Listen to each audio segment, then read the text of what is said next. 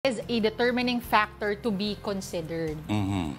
Sige nga, exclusive consumption, determining factor. Oo. Ang sabi nila, kung ma-determine lang, let's say, isang establishment na exclusive for one person lang or use of only one person who is a PWD, kunyari yung mga dine-in transactions, yung 20% discount and VAT exemption will be applied to the total amount of the food purchase.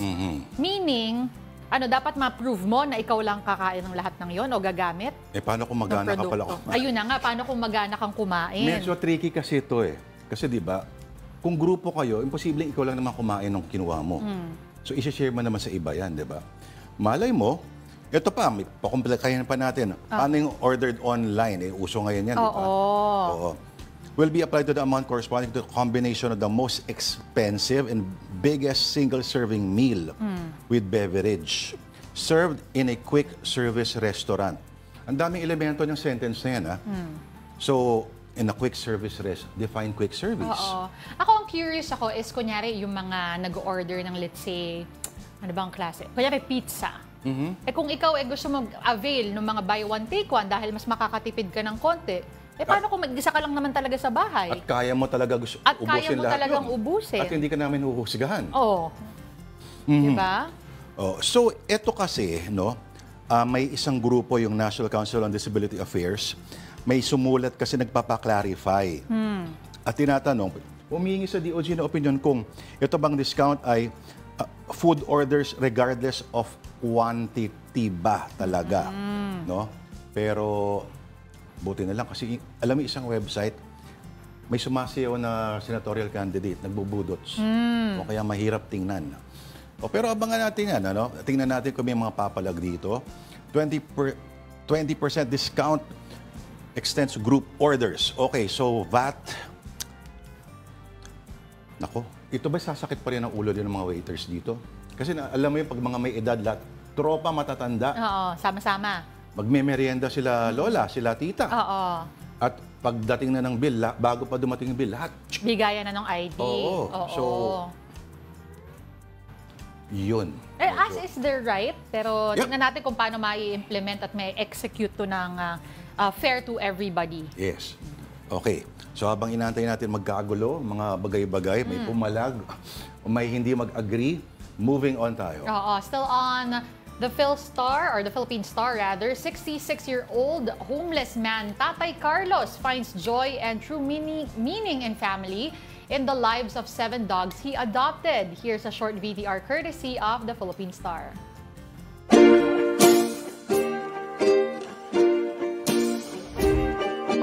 Wala bang sariling tahanan si Tatay Carlos, alagang-alaga pa rin ang 7 aso na kanyang kinupkop at kasamang mamuhay habang nangangalakal sa kahabaan ng Taft Avenue sa Maynila.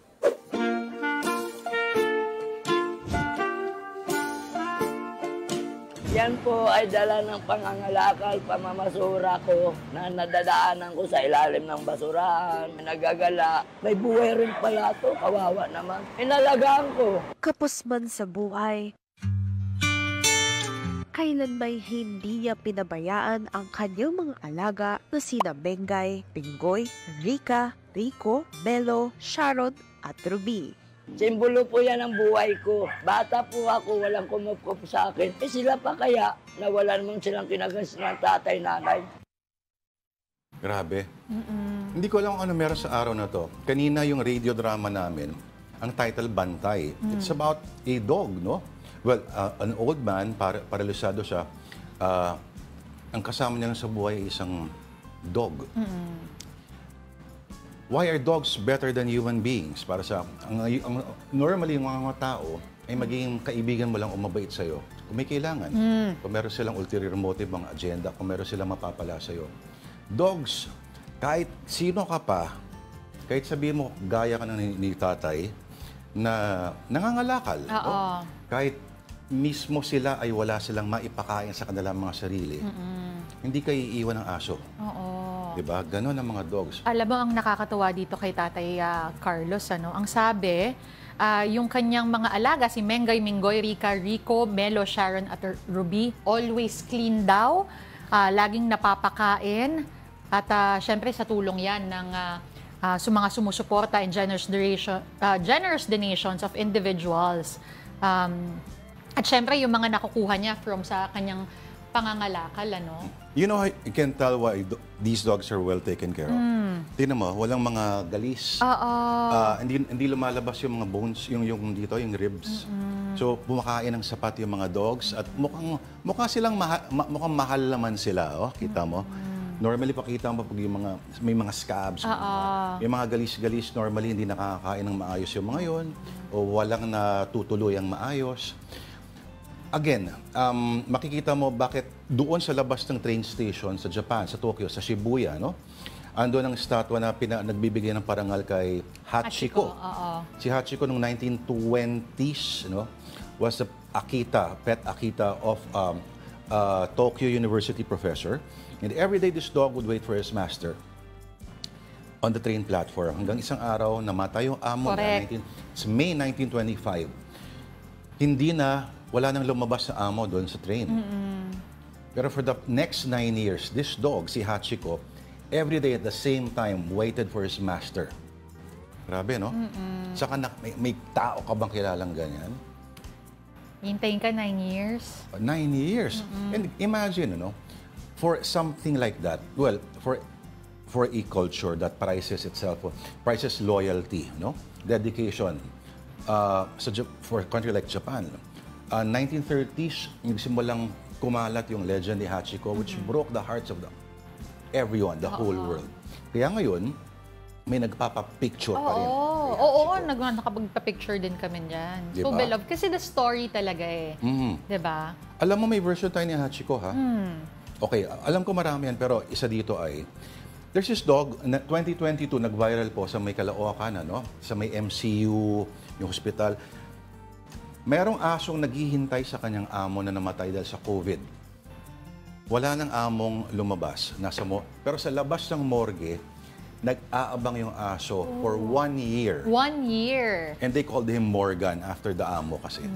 So, at inalagaan na lang siya, binigyan ng pagkain ng hospital staff.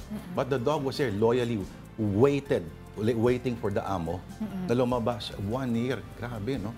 Morgan ang pangalan ng dog. Tsaka ang ganda ng mga story ang ganito because it's not just a story about loyalty. It's also a story where, you can inspire people na kung kaya mong tumulong, it doesn't have to be much, di ba? You can give love, you can give care, at kung meron kang maaabot na extra, katulad nun, yung may mga nagbibigay na donations, nakapapakain niya ng mabuti yung kanyang mga aso. And that could be applied in our daily lives. Kaya ako naiinis ako pag kunyari, when referring to corrupt politicians na sip-sip at alam mo yon, mga oportunista, when you refer to them as tuta, mga tuta ni ganyan. Sorry, pero ako na-offend para sa mga tuta. They do not deserve such comparisons. Ilang mga tuta ay susunod sa'yo, aalagaan ka at mamahalin ka. Habang ikaw ay nag-iisip ng kung ano-ano, yung dog mo ay masaya-masaya na magkasama lang kayo at katabi ka. Kunyari, yung asawa mo ba magtatatalon sa tuwa pag umuwi ka? Hindi. Tatakbo ba yun? Sasalubog ba sa'yo? Dila-dilaan na, gaganon-ganon ba yung buntot ng anak? Hindi niya gagawin yun. Imbes ang gagawin ng asawa mo, saan ka na naman galing? Magaling na babae. Sino naman kasama mo? Anong oras na? Ganyan. Ang aso ay hindi magtatanong kung kaninong lipstick yung nasa collar mo. At masaya siya na dumating ka. Parang ibang storya na ata. Iba na yun. Pero sige, ito, ibang storya na ulit tayo. On the Philippine Star via Live, the Thank You Beyonce trend is explained. Here's why people are giving shout-outs to the global superstar. Alam mo, matunog nga to, no? Sige nga. Okay. Anong paliwanag dyan? Ito ba? Akala ko may papakita tayo. But everyone has been using yung Thank You Beyonce, iba't iba. Actually, parang nakita natin to na nag-start to nung yung mga artist, pag may mga acceptance speech sila, nag-thank you sila kay Beyonce. Oo, pero parang apparently, iba-iba na daw yung dahilan. Ito na nga, yung pattern where famous music artists express their gratitude towards Beyonce dun sa kanilang mga speeches. For instance, nagbigay sila ng dito, si Adele, nung nanalo siya ng Album of the Year sa Grammys noong 2017. She sang praises in her speech about Beyonce. At ang tawag niya kay Beyonce ay Artist of My Life. Nag-serve daw as major inspiration nung nagsusulat siya sa kanyang album. Alright, sino pa ba? Madami pang ano dito. Ito naman, Taylor Swift. When she was interrupted by Kanye West nung 2009 VMA acceptance. Lasing na lasing si Kanye, no? At lumabas yung natural pagka-a-hole niya. I'm gonna stop you there. Sinabi niya dapat deserve down. Si Beyonce daw dapat makatanggap ng best video para sa all the Lasinga ladies. Lasinga ladies. Dahil lasing na lasing si Kanye. Pero here is where it gets bizarre. So after that, any random thing, no? Thank you, Beyonce. Patulog ka na, thank you, Beyonce. Meron tayong ginatang believable. Thank you, Beyonce. Naging joke na yan at merong bizarre conspiracy theory na nagsimula sa TikTok, believe it or not. And the idea is, lahat daw ng mga artists, pag sa mga ganyan pagkakataon, kapag hindi raw, ito weird to dahil ang chismis, kapag hindi ka raw nagpasalamat kay Beyonce, delikado ang buhay mo. Dahil nga na-relate dun sa isa pang artist. Tama ba ito? Hindi. Ano pa? Iba pa yon? Itong si Didi ay nasa ilalim lang din ng control. Ganun daw katindi. Parang head raw ng isang kulto itong si Beyonce. Pag hindi ka raw nagpasalamat sa kanya, yari ka. Alam mo, yan nga yung mga sinasabi naman ng netizens, pati na rin mga fans ni Beyonce, na sabi nila, baka it's time daw na tigilan yung trend kasi dumadami na daw masyado yung kwento at nare-relate na sa kung ano-anong hindi kaaya-ayang image for their idol.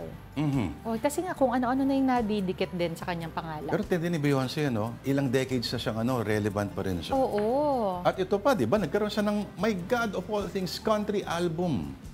May country na maganda album rin, oo. So, merong R&B artist na may kika nga ng mga tambay sa mga country pare. May country album si Beyonce, believe it or not. Pero nag-start siya ng trend. Yun ang doon papunta kasi. Well, ang allow natin ang mga pinaka nagtatagal sa lahat.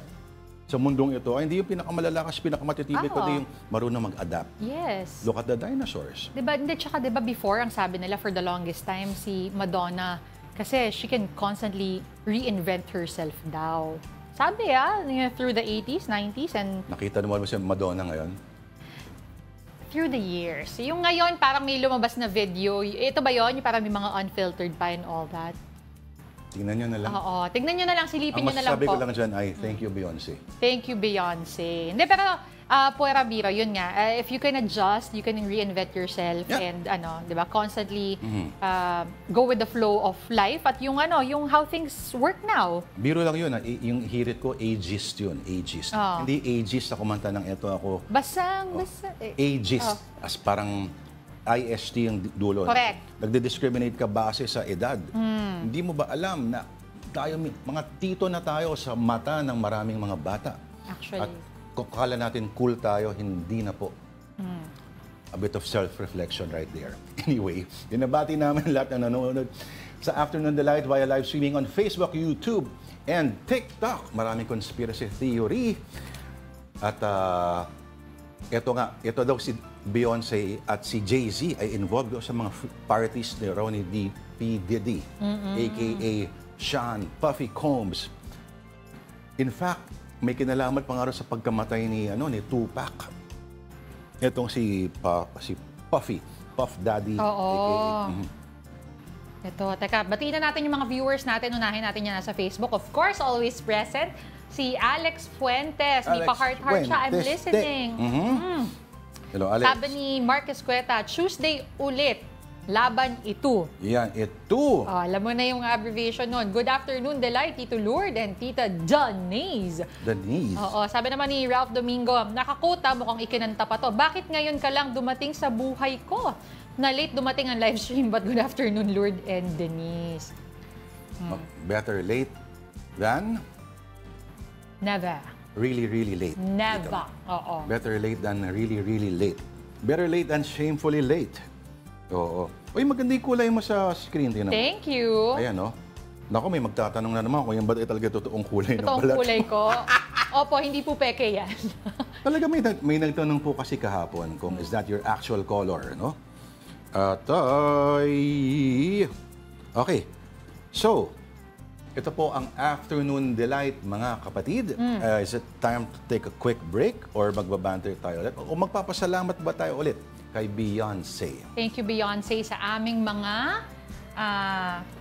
storya ngayon. At syempre, ang Alala aming mo rin, may merienda. isang trend rin one time. Ito, kabaligtaran naman. Lahat ng problema, tumaas yung gas, nawala yung ano mo. Thanks, Obama. May nagkaroon ng ganung trend sa Amerika. Thanks, Obama. Parang lahat isisibo na lang kay Obama. Nako, wag tayo dyan. Ito, Bakit ang panahon, thanks, Obama. tuloy na lang natin ang ating pagka-GB. Ito, move on muna tayo sa entertainment. The upcoming movie, Senior Moments, highlights the real-life experiences of grandparents. And for the stars of that movie, age is just a number. Totoo naman kasi. Narito ang kwento ni News 5 correspondent MJ Marfori. Sasapit na ang oras na ibang tao na ang magmamando sa buhay natin. Ilan lang ito sa mga harsh na katotohanan na kahahantungan ng bawat isa na ibinibida sa upcoming movie na Senior Moments. Dito, tampok ang mga award-winning veteran actors na sina Nova Villa, Noel Trinidad at Tessie Tomas. Touch na touch daw sila na binibigyang spotlight ang senior actors sa pelikula. Darating ang araw, magiging senior din kayo. So, kailangan magkaroon kayo ng compassion and understanding sa kung anong pinagdadaanan namin. It's not there. Pero pagbibida ni Nova Villa, kahit seniors na raw sila, tinodo nila mga challenging na eksena at pinakita na malalakas pa sila ng kanyang mga co-stars. No dull moments talaga. Talagang masaya kami. Lalo na sa Kalesa. Oo, pinasyal pa kami, namasyal kami sa luneta na nakasakay sa kabayo. Sipin mo, senior, ha? Kalesa, up and down, up and down. Pinagtitingin na kami ng mga tao sa luneta. Layo ng pelikula na maging reminder sa pagpapahalaga sa nakatatanda. Apo, mga pamapamangkin, wag lang kayong nagte-text. Lagi ko namang sinasabi, no? Let's rediscover the art of conversation. Pa naman yung tawagan nyo kami, hi, hello, short, a few sentences or whatever. Goal din ng pelikula na ma-inspire ang mga senior na dapat ay life goes on. Kasi yung iba nagsisenior, parang melancholy, yung ano ba ito? Malungkot. Nalulungkot sila sapagkat parang bumababa na yung taon. Kami hindi. Masaya kami. Marahil ito rin ang rason kung bakit booked and busy sila. Si Tita Nova, gumawa agad ng pelikula after Can't Buy Me Love. Si Tessie Tomas naman ay ka-exit lang sa Batang Quiapo. Ang rason pala ng kanyang pag-alis ay para umuwi na sa United Kingdom kung saan naroon ang kanyang asawang nasa 80s na. Nakailang extend na raw kasi siya sa Pilipinas simula ng iconic Dirty Linen character niya kamakailan. Abangan ang Senior Moment soon in cinemas. Mukhang kaabang-abang ito. Oo, sa mga bata, panoorin niyo yung mga ganyan para magkaroon kayo ng general idea kung sa katanghalian or sa takip silim ng inyong mga buhay.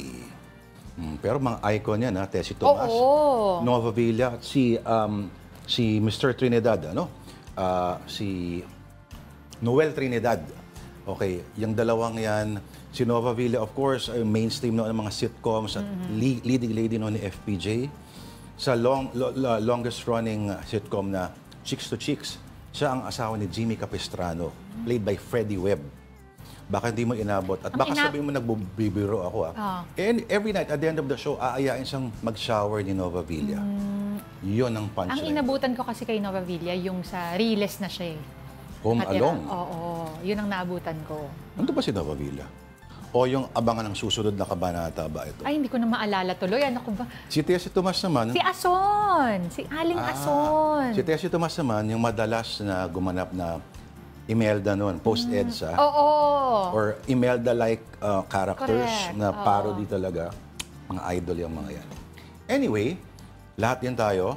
Ano sabi ng Nova Villa? Yung iba ka nalulungkot, dapat mas gusto niya, ika nga ni Manong Johnny, na papunta na rin sa pagka-senior citizen, si Manong Johnny. Gusto ko, happy kayo. Kaya time out muna kayo. And as we go on break, here's the Associated Press explaining how America votes. Countdown to the U.S. elections, 21 days to go. Hit it. Voters today have some options in terms of how they vote and when they vote. The main choices are voting in person at a polling place on Election Day, voting early in person before Election Day, or voting by mail.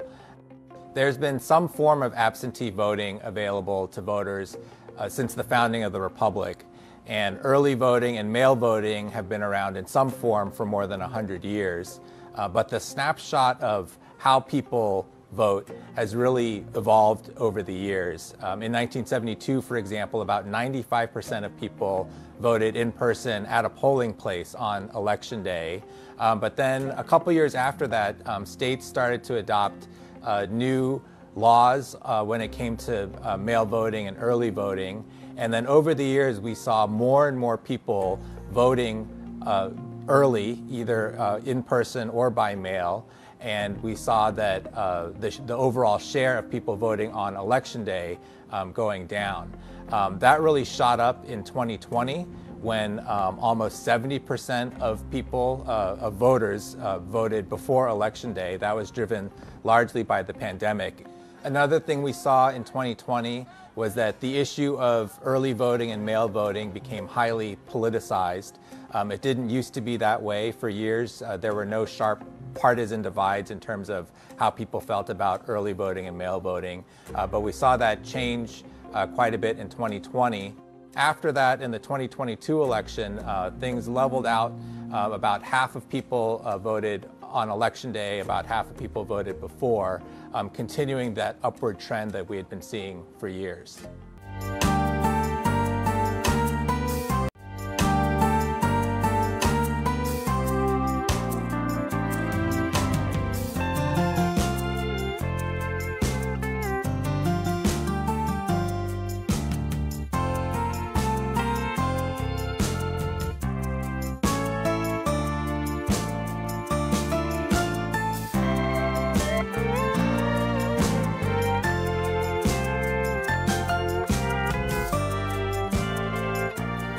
Alright, nagbabalik po ang Afternoon Delight dito po sa One News. Thank you, Beyonce. Ako po si Lord De Vera. At ako naman po si Denise Tan. Thank you for staying with us. Alright, it's one bombshell after another at the House Squad Committee inquiry. But the panel's taking everything with a grain of salt, admitting that testimonies they have heard so far need more evidence. And the full story from News 5 correspondent Ria Fernandez. I locate a PNP. Pasabog man ang mga naging revelasyon ni dating PCSO General Manager Royina Garma tungkol sa drug war ng nagdaang administrasyong Duterte. Aminado si House Squad Committee Lead Chairperson Ace Barbers na kailangan muna nilang makakalap ng dagdag na mga testimonya at ebidensya para patunayan ang mga akusasyon ng retiradong pulis at kilalang malapit kay dating Pangulong Rodrigo Duterte. Hindi naman ibig sabihin na kapag siya ay nag-reveal o nagbigay ng nagsumite ng affidavit sa amin sa Quadcom, ay paniniwalaan natin 100%. No.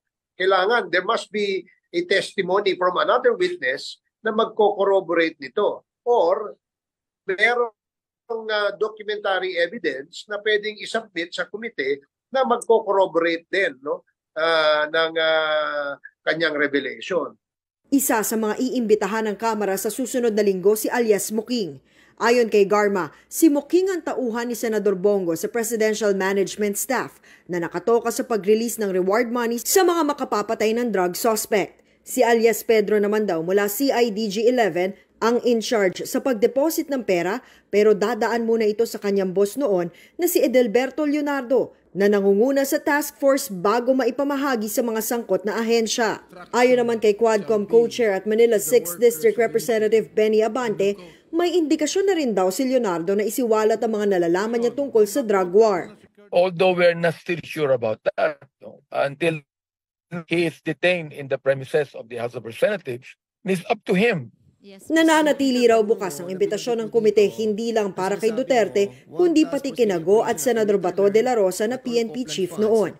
Dahil sa bigat ng testimonya ni Garma, muli raw pabubuksan ni DILG Secretary John Vic Remulla ang mga natenga ng kaso tungkol sa EJK na kinasangkutan ng mga pulis. Pero hihintayin daw nilang matapos ang House Squad Committee hearings bago gumawa ng karampatang aksyon. They are innocent until proven guilty. So we must not judge them already according to testimony. They have to go through the process.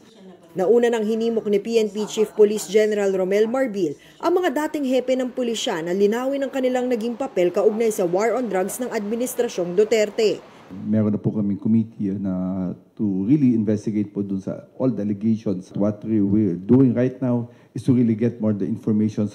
Sa isang pahayag, sinabi naman ni dating PNP Chief Guillermo Eleazar na hindi siya nakatanggap ng anumang utos o impormasyon kaugnay sa reward system para sa mga operasyon kontra droga. Ang tanging direktiba raw na natanggap niya ay gawin kung ano ang tama at legal. Iniimbestigahan din ang binanggit ni Garma na isang Major Albotra mula sa Region 7 na ipinagmamayabang umano ang pagpatay kay dating Tanawan, Batangas Mayor Antonio Halili noong 2018. The surname is the same, marami kasing Albotra dun sa system. Para sa 1PH, Ria Fernandez, News 5. Senator Amy Marcos weighs in on the House Quad Committee's investigation into the war on drugs. For her, it is best to leave cases of extrajudicial killings and other crimes related to drug trade to the courts. She also does not see the value of public hearings at this point when nothing is being legally done about information being uncovered from the inquiry. I have this sense that the investigations undertaken are really perhaps not in aid of legislation. Kasi marami akong naririnig ng mga investigasyon kung minsan, hindi ko alam kung sa Senado o sa Kongreso, hindi ko alam kung saan patungo. In theory, we only conduct investigations in aid of legislation. Wala naman ako nakikitang maklaro na legislation. Para sa akin, imbes na magkaroon ng katakot-takot na investigasyon na hindi naman mauuwi sa kaso, bakit hindi na lang idiretso natin sa korte na imbestigahan yan? And have the professional investigators, those tasked with that, from CIDG to NBI to the rest of our investigative forces, to look it up and definitely bring it to court, unlike what's going on now, which is sometimes a spectacle, sadly enough. There is very valuable testimony deriving from both houses of Congress, no doubt, but I think we should not overstep our bounds and rather turn over to the judiciary their role as the courts to judge and determine guilt. The Senate re-electionist also goes in the defense of the Dutertes. Marcos says she is not cutting ties with the family anytime soon despite their conflict with her brother, President Bongbong Marcos, and his allies. I'm very much in touch with all of them. Ang totoo, kaibigan naman natin ang mga Duterte. Para sa akin, talagang may utang na loob pa rin ako. Linibing yung tatay ko at tinulungan ako maging senador. Tinatanaw ko yung utang na loob at ako'y nahihirapan sa mga panahong ito na talagang nagkakatunggali. Kung minsan, hindi dahil sa tunay na alitan, kundi minsan ang pakiramdam ko talagang maraming nasa paligid na talagang talagang nampupugon, sabi nga sa Bisaya. Kaya lang, I think that kung may kaibigan kang dalawa na hindi nagkakaintindihan, hindi nagkakaunawaan, gagawin mo ba yun na pag-aawayin mo sila? Siyempre, mag-iintay ka ng panahon na sana mabuksan din ang pag-uusap nila muli at magkaunawaan at bumalik ang pagkakaibigan.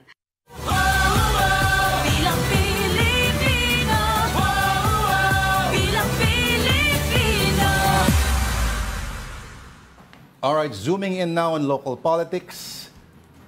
Okay, so residents of Makati are now buzzed with another controversy. Kini-question ngayon ng kampo ng tumatakbong mayor na si Nancy Binay yung bigla na lang paglobo ng mga rehistradong botante sa Makati. What sorcery is this? Anong salamangka ito? Detalye mula kay News 5 correspondent Mon Gualvez. Duda ang partidong United Nationalist Alliance o UNA sa nasa 3,000 voter applicants ng Makati City sa nagdaang voter registration. Ang iba raw kasi rito, taga-Embo Barangays na sakop na ngayon ng Taguig pero gusto raw ulit makaboto sa Makati. Meron kami nakikita, 38 individuals nasa iisang address. Parang imposible naman yon. At least prima facie, ang hirap ipaliwanag ng ganong karaming tao. Hindi naman pare-pareho mga surnames nila. May ilan din daw na ang inilagay na address ay bakanting lote lang. Tingin ng una, posibleng may kinalaman ito sa 2025 midterm elections. Lalo't mahigpit na maglalaban sa mayoralty race ang pambato ng una na si Senadora Nancy Binay at bayaw niyang si Makati 2nd District Congressman Luis Campos. Kasi halos naubos yung constituency ni Congressman Campos eh. Dyan si Campos kumukuha ng mga boto niya. Parang lumalabas pa, mga flying voters ito. Di ba? Nagkakarga to favor one candidate. Sa record ng una, biglang dumami rin daw ng higit 1,000 ang nagparehistro sa kada 3 natitirang barangay sa ikalawang distrito ng Makati. Kabilang din sa pinagtataka ng mga naghain ng reklamo ang halos sabay-sabay di umano na pagre-release o pagbibigay ng barangay clearance sa mga nagpa-transfer ng kanilang voter registration dito sa Makati City. Plano ng partidong una na ihablang barangay officials sa nag-issue ng mga clearance. Sabi naman ng COMELEC, mukhang mahirap patunayang may paglabag dyan dahil may tuturing na pinakamataas na klase ng evidence of residency ang barangay certification. Isa pa, ang 6 na buwang ruling ng COMELEC para sa residency ng botante ay binibilang bago ang mismong botohan at hindi sa pag-a-apply ng voter registration. Pero aminado nga ahensya na posibleng naaabuso ang pagbibigay ng barangay certification. May mga nag-i-issue na ilang barangays ng certification kahit hindi naman talaga doon nakatira yung mismong prospective na botante. Ibig sabihin, walang government-issued ID, magpapakita ng barangay certification.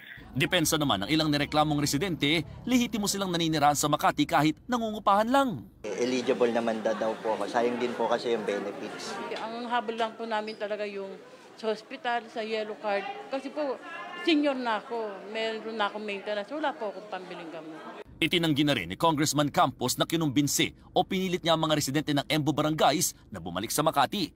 Hinamon din niya ang mga nagpapakalat ng mapanirang bintang na magpakita ng ebidensya. Dumami naman ang supporter sa Administrasyong Marcos habang kumonte ang mga taga-suporta ng mga Duterte. Sa tugon ng masa survey ng Octa Research ngayong third quarter, 38% ang pro-Marcos. Mas mataas kumpara sa 36% noong second quarter. Bumaba naman sa 15% ang pro-Duterte mula sa 16% noong nagdaang survey. Naniniwala si political science professor Dennis Coronacion na nakaapekto sa pagbaba ng supporters ng mga Duterte ang mga isyong ipinupukol kay Vice President Sara Duterte. So far, based on the trend, I think that the public opinion is tilting towards whatever picture is being painted by the about the Dutertes. Parang naniniwala nagiging pro Marcos. Wala pang reaksyon ng kampo ng mga Marcos at ng mga Duterte kaugnay ng survey. Ako, Simon Gualvez para sa 1PH. Right, how now, Davao? Sa puntong ito, check naman natin ang latest mula sa Davao. Nandun po ang ating news correspondent, Bril Montalvo. Okay, Bril, mukhang abangers ang marami. Ano ng balita tungkol sa mga Duterte sa reaksyon nila sa statements, no, na naglabasaan doon sa Quad Committee hearing?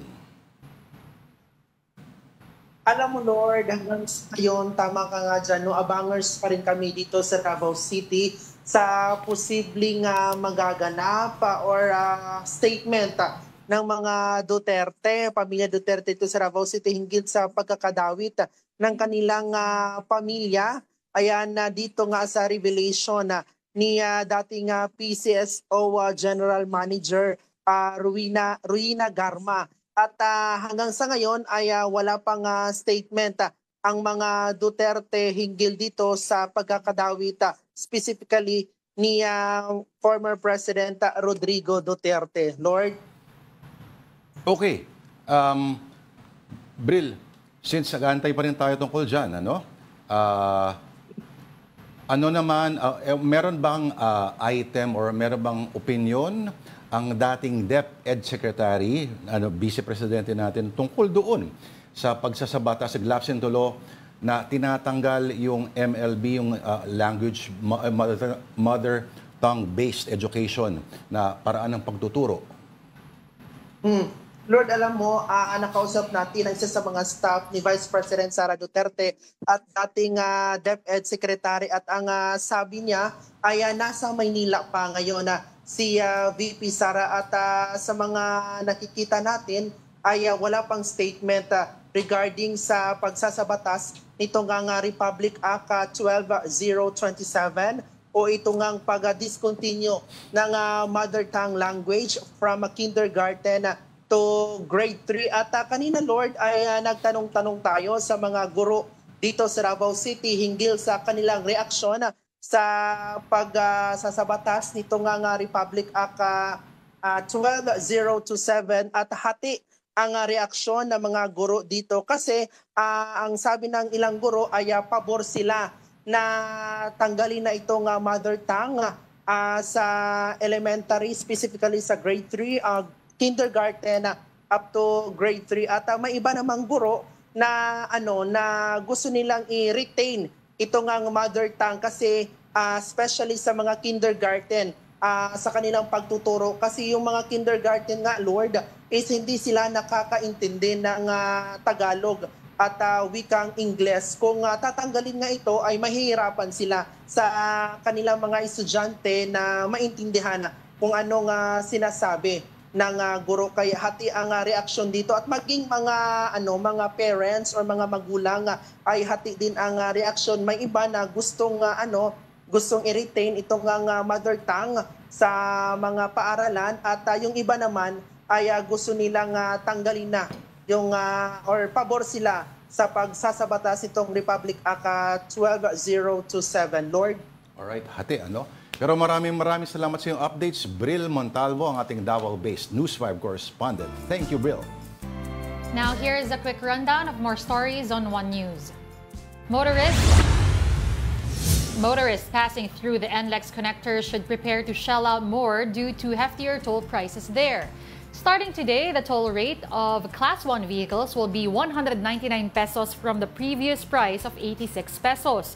Meanwhile, Class 2 vehicles will pay 299 pesos, while the rate for Class 3 vehicles is now at 418 pesos. The higher toll rates are on top of another oil price hike this week.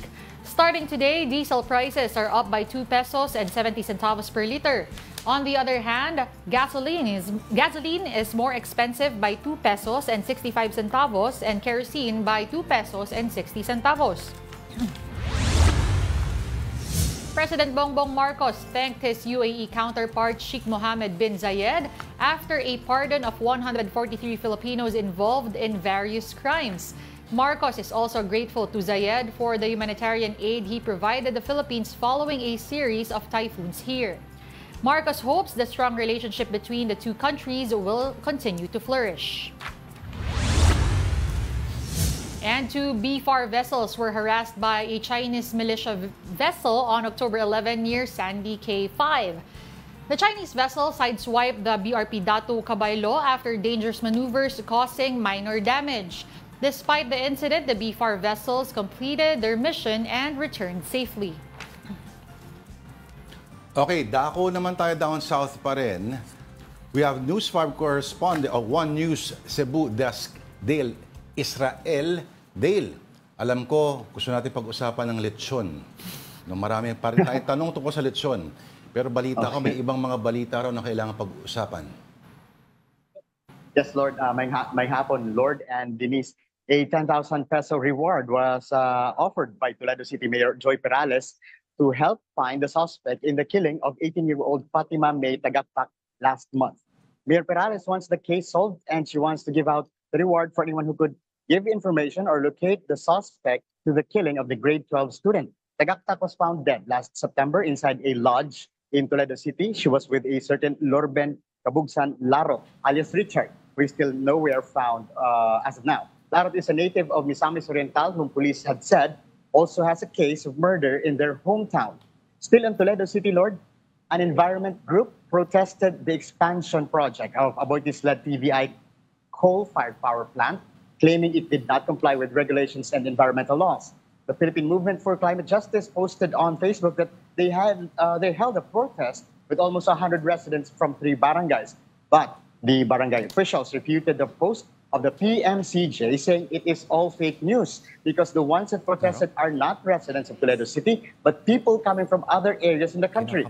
In a joint statement by the barangay captains of Awihao, Bato, and Kabituunan, the PMCJ do not represent the sentiments of the community because TVI has helped them create jobs and provide assistance to the barangays also. According to TVI, they have complied with the regulations set by the national government and the local government to ensure the health of the community and the protection of the environment.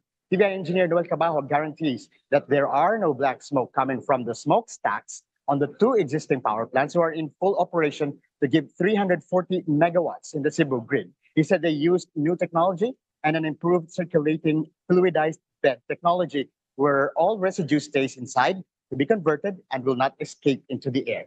And here is one more and a bit of good news. Metro Cebu residents can breathe a sigh of relief for a while because the prices of electricity will be down 2 pesos and 35 centavos per kilowatt hour for the month of October and November. This is attributed to the drop also of the prices in the wholesale electricity spot market or WESM, where Visayan Electric buys their supply. For ordinary household, that means that they consume about 200 kilowatt per hour. They should expect savings of up to 472 pesos in the next billing. Visayan Electric Chief Operating Officer Raul Lucero, however, cautioned the consumers to continue to save power, especially during the holidays. Yun yung mga balitang dako, di kan din sa Cebu. Balik sa inyo, diha. Lord and Denise. Daghang salamat. One News Cebu Desk, Dale Israel, ang editor din ng The Freeman. All right, you're still watching Afternoon Delight on One News. It is time for another breather, but we'll be right back.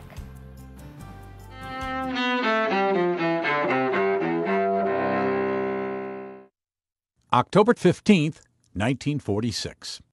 In Nuremberg, Germany, former Nazi Air Force Chief Hermann Goering commits suicide behind bars. Goering takes poison just hours before his scheduled execution as a convicted war criminal for his role during World War II. 1917. During World War I, a French firing squad outside Paris executes the Dutch dancer Mata Hari, convicted of spying for the Germans. 1964. Но я видел, я сомневаюсь, поэтому я хочу, чтобы вы, вице-президент, что вы даете... A changing of the guard at the Kremlin as it's announced that Nikita Khrushchev has been removed as leader of what's then the Soviet Union. Alexei Kosygin becomes the new Soviet premier, while Leonid Brezhnev replaces Khrushchev as Communist Party chief. And 1951.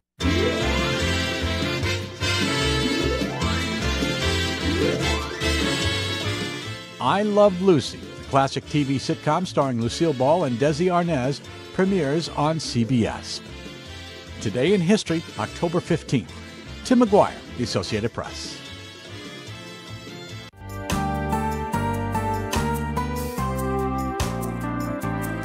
And we're back. You're watching Afternoon Delight. I'm Denise Tan. Ako naman po si Lord De Vera. We head on to sports. The inaugural Reyes Cup kicks off today. Best pool players from Asia and Europe will battle it out in a 9-ball pool competition. Mobile journalist Denise Valdez-Sancho tells us more. Kasado na ang kauna-unahang Reyes Cup. Dalawang koponan ang maghaharap. Team Asia o Team Europe? Sino ang mananaig? Ipinasilip na kahapon ang inaugural Reyes Cup sa Ninoy Aquino Stadium. Kasali si Johan Badkoy Chua na fresh mula pa sa kanyang pagkapanalo sa Mansion Sports Hanoi Open. Hindi pa man daw nagsisink in ang pagkapanalo. Locked in na raw ang kampyon para sa prestihiyosong event mamaya. Sobrang excited ako na matuloy itong laro na to and ito mangyayari na bukas. Kaya yun, so talagang gagawin ko lang yung best ko at sana paboran tayo ng bola. Ang mismong nakatunggali niya sa Hanoi Open na si Ko Pin-yi, kakampi naman ngayon para sa Team Asia. Naging bonding pangaraw ang laban nila sa Hanoi. Yun, sobrang kumpiyansa ako na makakakampi ko yung isa sa mga magagaling na player sa buong mundo. Lalo din sa side natin si Biado. So malakas tong team natin and hindi sila sigurado rito. You've heard it right. Carlo Biado alongside Wong Kok Wang of Vietnam completes Team Asia. Makakatunggali ng mga ito ang Team Europe consisting of Jason Shaw, Ekland KC, Mickey Cross, Francisco Sanchez Ruiz, and David Alcade. First wildcard pick daw nila si Jason Shaw. Pero home court man ng Team Asia ang venue, no problem daw. We have a great team. We've done it before at the Moscone many times before. We know what to expect going out there, playing races to 5. Sisimula ng unang araw ng Reyes Cup with a team match, and with a lineup as good as these two teams, you'll never know what's bound to happen. Going to have the two lineups, and each rack is going to be played by a different player. and the crowd in here are going to be going wild. Race to 5 ang bawat laban mula October 15 to 18 in a combination of singles, doubles, and a team. Ang unang koponan na makakakuha ng 11 points ang mag-uuwi ng panalo. Then sana mag-enjoy po kayo dito sa paparating na laro namin. Let's watch as history unfolds in the next 4 days. Dito lang yan sa Ninoy Aquino Stadium. Mobile journalist Denise Valdesancho po, hatid ang mukha ng balita. At tayo, Reyes Cup. Ang next segment natin ay dedicated kay One News Defense Editor Manny Mogato na malapit ang mag-launch ng kanyang libro. Ito na po ang I Saw, Thank You Beyonce, The Signs.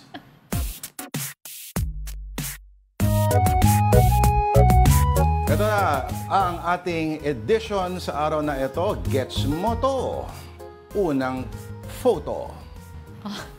Anti-mother, 25 pesos. Pag hindi mo nag-guess, hindi ka Pinoy. No? Anti-mother. Anti-mother. Ate, dalawang anti-mother po. Pasok naman. Diba? Exactly. Okay, next.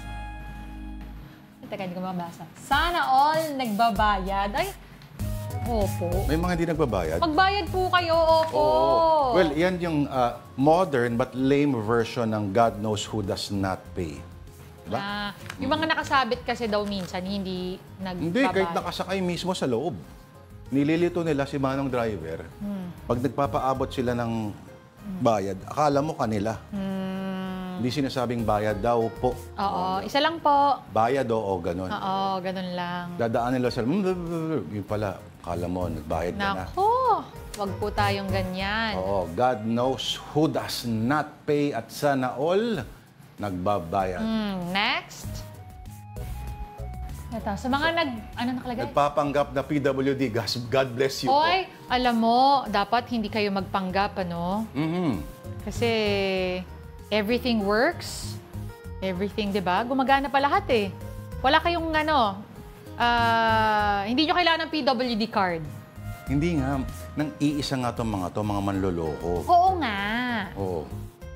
So, ganun lang ba yun? Ang ibig ko sabihin, dapat hindi kayo nagpapanggap dahil kayo po ay blessed pa na hindi nyo pa kinakailangan ng PWD card. So, mahiya sila.